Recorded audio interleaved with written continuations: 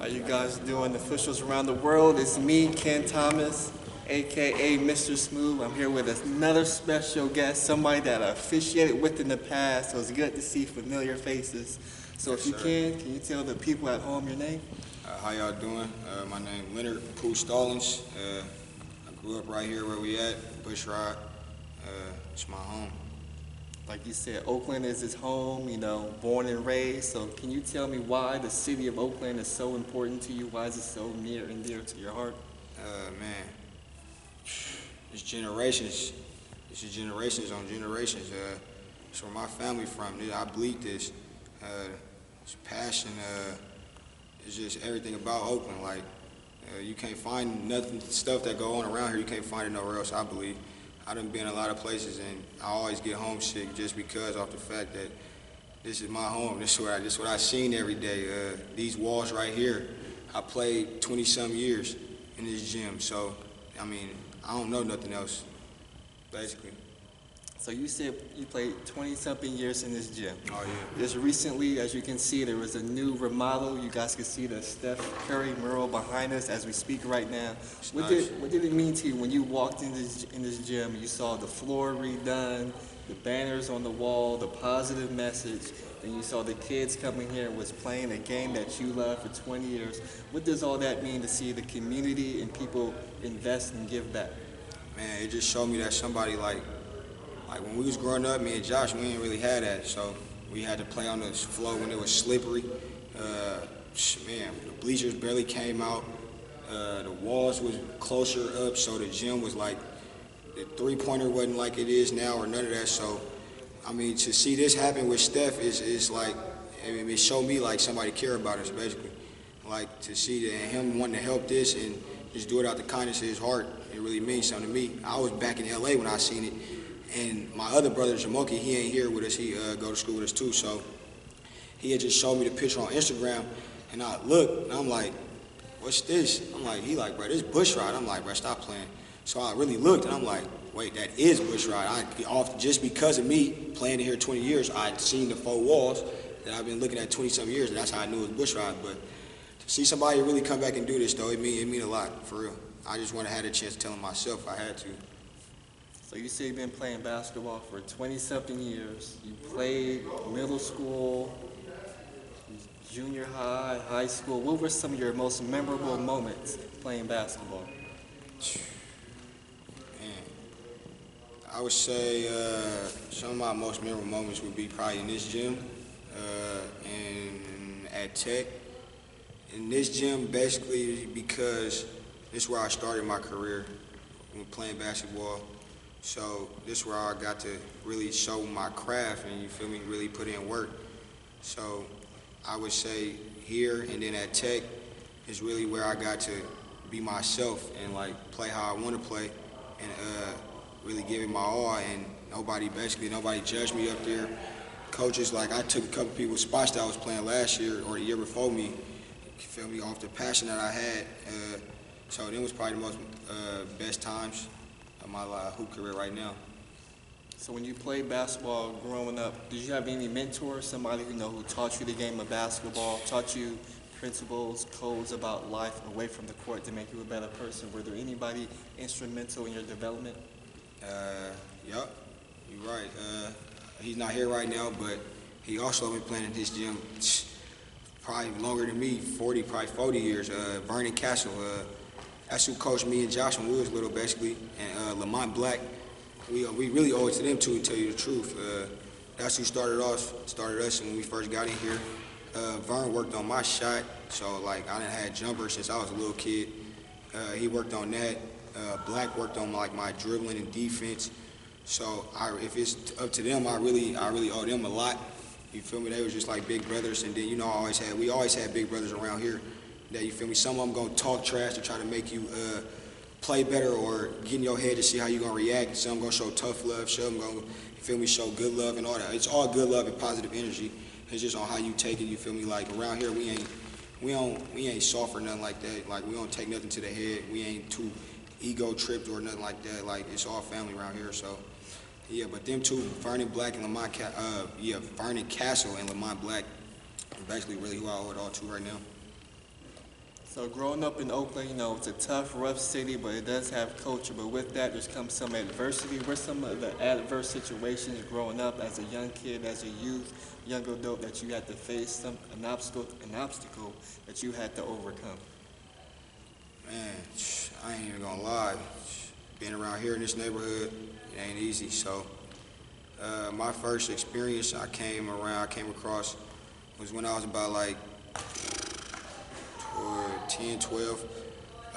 Like around the street I stayed on, down the street, 60th and Martin Luther King. So like this area is, they think because it's quiet or whatever, like stuff don't really happen. But if you really out here, you really know how it go down around here, trust me. So experience happened though, I was about 10 or 12.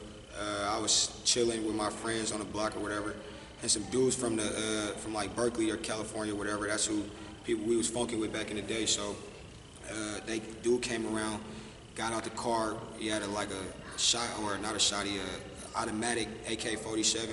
He just started letting off, and like I was young, so I didn't really know how to take that. So, and all I wanted to do was play basketball and all that, so I didn't know what to do. I ran to the back of my friend's apartments, just crying, and I was literally probably about 50 steps away from my house, running though. But yeah, that woke me up when I was a little kid. Like it didn't like scare me, but in a way it did. So it just opened my eyes to like, man, ain't none of this promised out here. You feel me? So then another experience that really hit me was when my auntie died. Like that's who really took care of me since I've been a kid. Like, cause I don't know my mom. My dad's like crackhead or whatever. So it's been my auntie, my granny take care of me. Excuse me. And my auntie died of pancreatic cancer, February 4th, 2009. So that experience, like, it humbled me. It made me see, like, again, like, ain't none of this promise, and I was really taking them for granted, her and my granny. So, and then when she passed, it's like I had to really wake up and see what I want to do in life, you feel me? So that's what really gave me the motivation to go back to school and play basketball. Then 2010, my granny died. That's another, you feel me, setback. So all them little setbacks and delays, it just made me want to go harder and made me want to really pursue what I told them I was going to do, and that's finish school and play basketball. So through all that adversity, you actually had the opportunity to play basketball on the collegiate level. What was it like, making that journey from high school to college? Where did you play? And tell us about your college experience. Yeah, man, I ain't gonna lie. That was, like you said, that was probably some of the best basketball I've played in my life. A lot of people don't know this, and I ain't really wanting to boast or brag, but I really had a scholarship when I got out of high school to Dominican University. So, but I didn't take it because my granny died and she was dying, and I had to take care of her. So, I didn't take it. But I waited like 7, 8 years, and then I finally got back in school last year. And like I said, it's been one of the best journeys of my life. Like, to the program we was at, they ain't been to the playoffs, ain't probably won over 10 games in like 40-some years or something like that. So me, Josh, and Moki went down there. Josh practically took over the whole Southern California. He won MVP, best big man, best freshman, got a scholarship. Me, I played critical minutes, made big shots. Moki, he just won Defensive Player of the Year. He got a scholarship with Josh. So, man, we won the conference championship in 40 years, first time in 40 years. We won league. We won 13 in a row in league. What was we, 22, 28, and 23 and 8 or something like that, best record in 40 years. Yeah, so just to bring that to that program out there is big. Now out there, everybody loves us, and I'm used to it now. I love it too, I guess. So I remember in this same gym, I played with you when Derek Dirty Bruce, he had his own adult league, and you was out there giving them buckets, and there were a lot of actually good guys who played basketball, some college, some didn't. But you guys were able to compete, and it was a joy really to play with you, because I had no business being out on the court with the talent that they had that they showed on the basketball court. So with that said, you got more years of collegiate basketball. What does the future have in store for Leonard? Man, I can't really tell the future, to be honest, but all I can tell you is what I'm working towards and what I'm going to try to accomplish, or what I am going to accomplish. whether I get a scholarship to play basketball or not, that's fine. But what I'm really working towards is my degree in sociology. Like I was telling you on the bench over there, I want to be a mentor for at-risk kids and kids that came up where I came from in Section 8 and housing authority and all that. I just want to be that person that show the kids that they got somebody to lean on. You feel me? Because I ain't have it. I ain't had nobody like that. I only had the brothers I had up here, so that's really what I want to do. That's my main goal. But if I get a scholarship to play basketball, I'll take it. So another thing, we also officiated with each other with this amazing brand, Tailor-Made Officials. I remember going out to Reno, having a good time. It's big. Can you tell what Tailor-Made brings to the community and why people should be a part of it?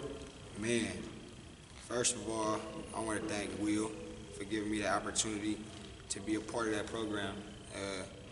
TMOBA is probably the most best, top-ranked officiating program that I done seen.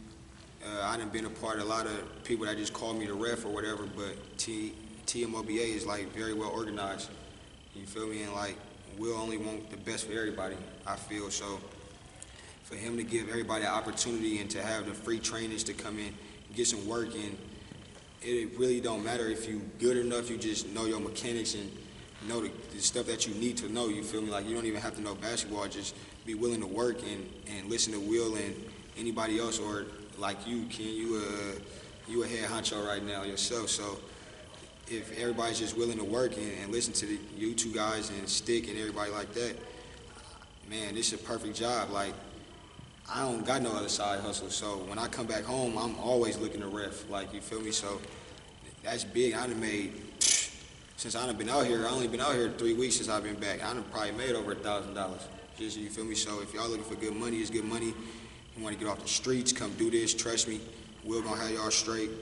You taken care of, uniforms, what else? Gear, socks, hoodies, bags, and then it's just an all-around family experience. Like, everybody going out to eat, it's just a family, and like, I feel like everybody should be a part of that.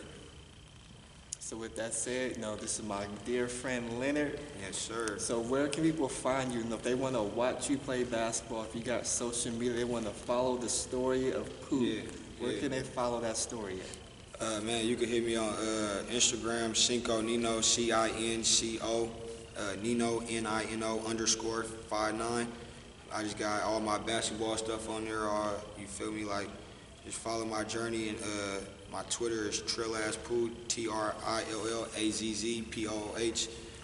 Snapchat POOH-500. And you just follow me on there. You got all the social media. Oh yeah, we good. But with that said, it's me, Mr. Smooth. I wish you much success in the future. Appreciate if you it. keep working hard, stay at it, stay involved in the community, and give back. Everything will work out for you. Appreciate it. I really believe that. Appreciate it. Appreciate it, Ken.